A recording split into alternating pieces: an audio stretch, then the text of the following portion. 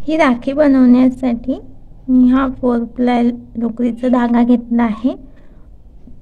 2 ply किंवा 3 ply असला तर आणखी चांगलं, पण माझ्याकडे नाही आहे म्हणून मी हाच घेत आहे. आणि हे 2.5 mm चं हुक, हे पण 1 किंवा 2 असलं mm चं तर चांगलंच आहे, पण आता नाही आहे त्यामुळे मी हेच घेत आहे. म्हणजे आणि काय होणार आहे, माझी राखी थोडी मोठी साईजची बनणार आहे, तर ती जास्त चांगली नाही वाटत. थोडी छोटी असली तर चांगली वाटते. त्यामुळे तुम्ही जितकं पतलं लोकर घ्याल आणि जितकी कमी साईजची हुक घ्याल तितकं चांगलं राहील.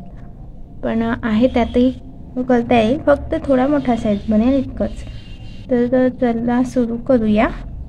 पहिले गाठ करून घेतली. आता 6 चेन करायच्या. 1 2 3 4 5 6. नंतर फर्स्ट चेन मध्ये जोडायचं स्लिप स्टिचने.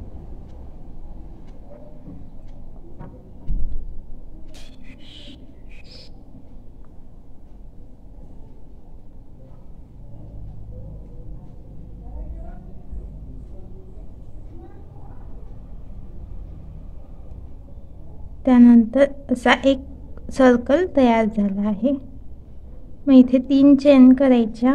1 2 3 आणि या सर्कलमध्ये डबल क्रोशिया करायचा. 3 चेनचा एक डबल क्रोशिया आणि आता हा एक डबल क्रोशिया, असे 2 झाले. म्हणजे आपण 3 चेनच्या याला एक डबल क्रोशिया म्हणून समजले आहे.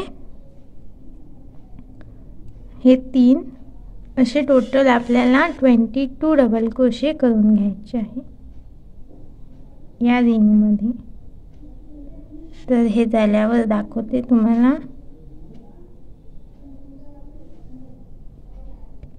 22 डबल क्रोशे करून झाल्यावर फर्स्ट चेनमध्ये स्लिप स्टिचने जोडून घेतलं. एक चेन करायची आणि हा धागा कापून घ्यायचा. आता पुढच्या राऊंडसाठी हा डार्क कथ्था रंग घेतलाय, म्हणजे मरून. तर ह्या गाठ करून घ्यायची आणि कोणत्या पण एका स्टिचमध्ये जोडायचं सिंगल क्रोशियाने. 3 चेन करायच्या. 1 2 3. सेम स्टिचमध्ये एक डबल क्रोशिया करायचा. नंतर एक चेन करायची. तर इथे या खालच्या 2 वेड्यामध्ये टाकून काढायची आणि इकडे एक स्लिप स्टिच करायची. याला म्हणतात पायकॉट. इथे स्लिप स्टिच करायचं.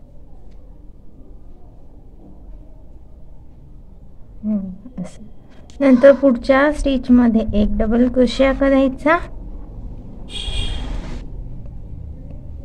त्यानंतर 2 चेन करायच्या. 1 2 आणि ह्याच स्टिचमध्ये स्लिप स्टिचने जोडायचं.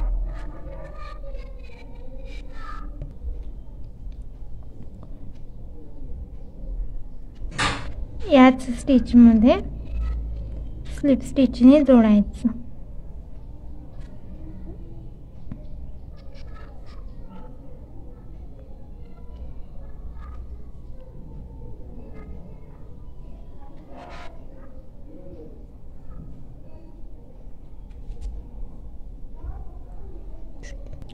जोडलं असं. आता ही झाली एक पाकळी. त्यानंतर पुढच्या स्टिचमध्ये परत एक स्लिप स्टिच करायचा आणि इथे दुसऱ्या पाकळीला सुरुवात करायची. असेच 3 चेन करायच्या. 2 3. त्यानंतर याच स्टिचमध्ये एक डबल क्रोशिया.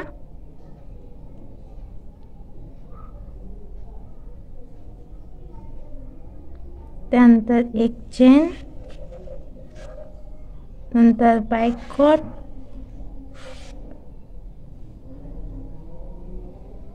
तुम्ही बघत असाल तशाच पद्धतीने तो पायकॉट करायचं आहे.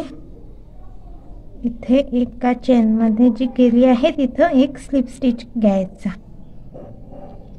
काय होत आहे ना, माझी ही हुक विणता विणता तुटली आहे आज, तर मला थोडा त्रास होत आहे, म्हणजे वेळ घेत आहे. तुमचं हुक म्हणजे चांगलं असलं तर काही त्रास होत नाही. हे बघा, इथे पायकॉट केला. त्यानंतर पुढच्या स्टिचमध्ये एक डबल क्रोशिया करायचा, नंतर 2 चेन, नंतर त्याच स्टिचमध्ये स्लिप स्टिचने जोडायचं. ही झाली दुसरी पाकळी. त्यानंतर पुढच्या स्टिचमध्ये स्लिप स्टिच करायचं आणि इथे आता परत तिसरी पाकळी बनवायची आहे. तर अशा आपल्याला पाकळ्या बनवून घ्यायच्या आहे. हे बघा, अशा प्रकारे सगळ्या पाकळ्या करून घेतल्या आहेत. टोटल 11 पाकळ्या झाल्या आहेत. या 11 पाकळ्या, कारण हे जे डबल क्रोशिया हे आपण 22 केले होते, तर मग 2 डबल क्रोशिया मिळून 1 पाकळी होती, तर 11 पाकळ्या झाल्या आहेत. मी इथे मधातच 3 mm चा क्रोशा घेतला, कारण तो नव्हता होत व्यवस्थित, तर काही जास्त फरक पडलेला नाही आहे.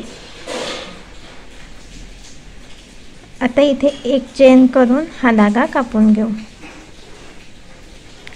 घेऊ शकतो, किंवा मग या धाग्याने आपल्याला जी दोरी बनवायची ती बनवू शकतो. हे बघा, अशी राखीची दोरी बनवून घ्यायची आहे. तर मी ही बनवून घेतली. कशी बनवायची ती सांगते. याच्याच अगदी अपोजिटच्या पाकळीमधल्या इथे 2 पाकळ्यांच्या मधात हुक टाकून हा धागा समोर आणायचा. कथ्या रंगाचा धागा घ्यायचा, एक चेन करायची आणि मागे पलटवायचं याला, कारण आता ही डिझाईन समोरून दिसली पाहिजे आहे आपल्याला, म्हणून हे मागून विणावं लागेल आहे, तरच ही समोरून अशी डिझाईन दिसेल. जरा बॅकग्राऊंडला पावसाचा आवाज आहे, त्यामुळे थोडा म्हणजे आवाज क्लिअर नसेल होत, पण मी कॅप्शन पण ऑन केला आहे, तर तुम्ही कॅप्शन जाऊन पण सुरू करू शकता, जे तुम्हाला सोबत वाचता पण येईल. हे मागच्या साईडला पलटवल्यानंतर इथे आपल्याला ऑरेंज रंगाचा धागा घ्यायचा आहे. ऑरेंज म्हणजे हा जो आपण पिवळा धागा घेतला आहे ना, असा डार्क पिवळा, तो असा जो मेन धागा आपला लाल राहील, त्यामुळे त्याला असं बोटावर घ्यायचं आहे आणि नंतर हा धागा. तर एक चेन झाली आहे कथ्या रंगाच्या धाग्याने, लाल रंगाच्या धाग्याने. आता हा पिवळा असा या हुकवर टाकायचा आणि हा पिवळा आणि लाल हुकवर आहे, तर त्या खालून हुक काढायची. हे बघा अशी. हा इथे थोडा धरून ठेवावा लागेल 1-2 मिनिट, जोपर्यंत वरची साखळी आपली पुढे जात नाही. परत असा वेढा टाकायचा, साखळी करायची, परत वेढा टाकायचा, साखळी करायची, पिवळ्याचा वेढा टाकायचा आणि लाल ओढायचा हुकने. पिवळ्याचा वेढा टाकायचा, त्या खालून लाल हुकने ओढायचा. तर सोपंच आहे. एकदा लक्षात आलं की आपण हे अगदी इझिली करू शकतो. तर हे बघा, समोरून मग ही अशी डिझाईन दिसेल. छान दिसत आहे. तसंच पूर्ण आपल्याला जितकी लांबी पाहिजे आहे ह्या दोरीची, तितकी आपण विणून घ्यायची आहे. एवढीच. तर मी हे पूर्ण झाल्यावर दाखवते. हे बघा, मधात मी मोती लावून घेतला आहे एक.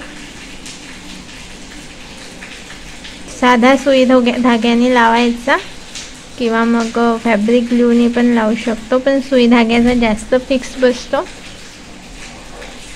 आपण एखाद्या शर्टाला बटन वगैरे जशी लावतो तसंच आहे हे, त्यामुळे मी तो अगोदरच लावून टाकला. आणि आता ही दोरी पूर्ण करून घेते. ती झाल्यावर आपली राखी पूर्ण होईल. शेवटी याला फिक्स करायसाठी काय करायचं, आपण नेहमी लाल धागा असा हुकमधून आणला, आता पिवळा धागा हुकमधून आणायचा, म्हणजे विरुद्ध करायचं, म्हणजे तिथे गाठ पडल्यासारखं होईल. आणि मग धागा कापून घ्यायचा. त्यानंतर पण दोघांची गाठ करायची, म्हणजे मग निघायची भीती नाही. इथे आता हे फिक्स झालं.